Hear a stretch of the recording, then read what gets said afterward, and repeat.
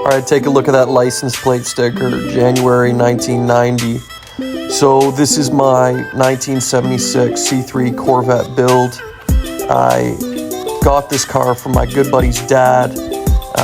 He was the original owner back in '76. He got this car and drove it for a number of years, then it sat. So it sat for about 30 years. This collection of pictures and videos was taken starting in 2020, in the spring of that year. So we got that car, we resurrected it from the garage, we brought it over to my location where I started trying to figure out this beast. I was always into German cars, so this is my first time dabbling with a domestic. So in this part of the video, we just brought it back to the shop, put a battery booster to it, and somehow it started. Now it was running on about 3 cylinders, but you know, that Chevy 350 fired up. Wow, man. So we're pretty excited at this point in time, just seeing some positivity in that it actually got started and running with a little clean gas and a booster. If you look underneath here, it's pretty rough. The floor pans were rotted out. You can see the carpet hanging through. Pretty rusty, full with cobwebs. But the frame was straight, so we got to cleaning it, you know, putting degreaser on everything, trying to wash off the years of grime. And we pulled out the carpet here. You can see the hole right through the floor, completely void of material.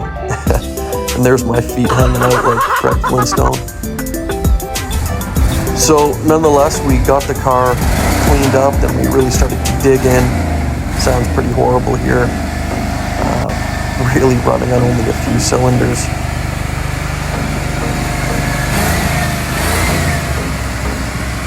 You know, first things first, put a clean air filter in. Didn't really do much. You know, once again cleaning, we found a little rat carcass.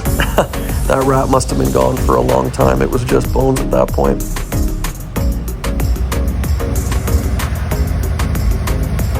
So this is just moving the vehicle around the yard, pretty standard. Now we have to get it on the lift to get the floors done. They turned out great, really cost effective. That was only one of the multiple issues, so as you can see here, the exhaust was falling off, so we cut it off, removed it. Here's a quick clip of us revving it up. Once we cut that off, it was just too tempting, but man, this still sounds horrible. So we had a lot more work to do. But of course, we went back and cleaned it again. Polished the paint. That's an easy, quick job. Then we got into the brakes, which was a lot more work. We had to drill out the rivets that were in the rotors from factory, so they were never changed.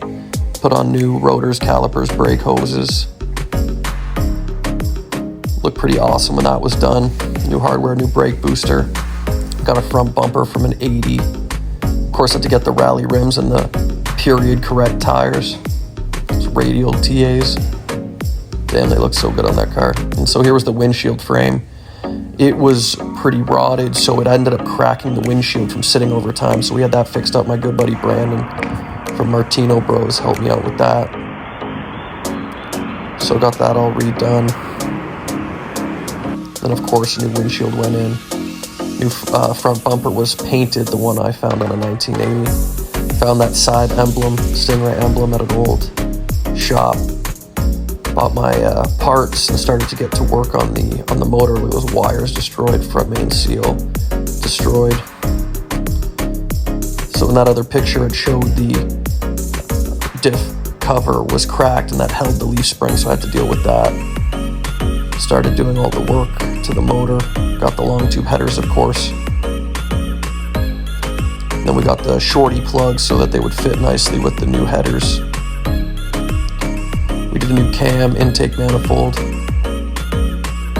All wires well neat with the clips. There's the rear end with the new diff cover and leaf spring. Got an exhaust done at Minute Muffler. Catless, True Dual. This is an L48, so it didn't come with a True Dual. It came with a wide out single pipe, so that was a cool upgrade. And this is my first time taking on the road. It's the first time this car was on the road in over 30 years, because this car was completed at the end of 2021, so that was winter 2021 you saw. And then just some final shots of admiring the car, getting it running.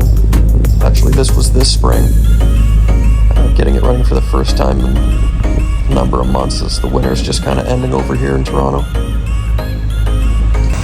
Hey, you know what? The paint is original. I left it as it is to keep that patina on the car, and you know, I really enjoy it. Got the shotgun exhausts. Thought it looked great. Of course, I had to do some part stickers on the back. And this was my dad taking it for a buzz. It's a really cool project, and I was really happy with the way it turned out, and I don't see myself letting go of this car anytime soon. It wasn't about making money, it was just about, you know, doing something I've always wanted to do, and enjoying that with the people I care about.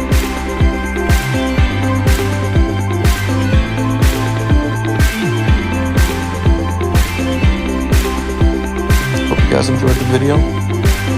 Stay tuned.